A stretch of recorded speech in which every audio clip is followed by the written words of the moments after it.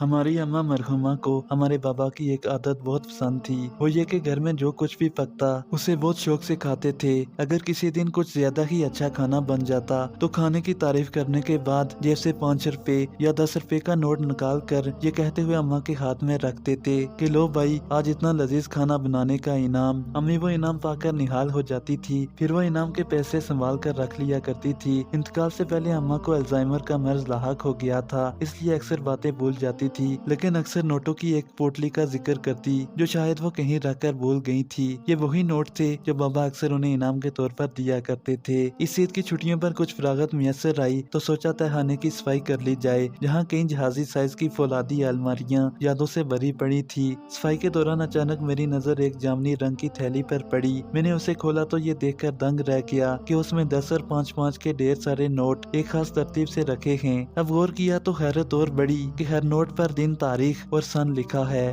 نوٹوں کو ہاتھوں میں لیتے ہی آنکھیں بھیگ گئی، کیونکہ ان میں سے ماں اور باپ دونوں کی پیار بھری مہک آ رہی تھی۔ بے شک یہ اماں کے پاس بابا کا دیا ہوا سب سے بیش با خزانہ تھا، جنہیں بابا کے بعد اماں دیکھ دیکھ کر جیتی ہوں گی۔ یقین جانیے، بابا کے انتقال کے بعد اماں لاکھ کوشش کے باوجود ویسا کھانا نہیں بنا سکی جیسا بابا کی زندگی میں بنایا کرتی تھی۔ اکثر لوگ اماں سے کہتے تھے کہ تمہارے میاں جاتے جاتے تمہارے ہاتھوں سے ذائقہ بھی لے گئے۔ اب مجھے یہ بات آسانی سے سمجھ آ گئی کہ اگر بیوی کے کام میں نکھار لانا ہو تو اس کا حوصلہ بڑھائیں۔ اس طرح کام کے ساتھ ساتھ آپ کی بیوی بھی نکھر جائے گی اور حوصلہ محبت کی لازوال شکل اختیار کر لے گا۔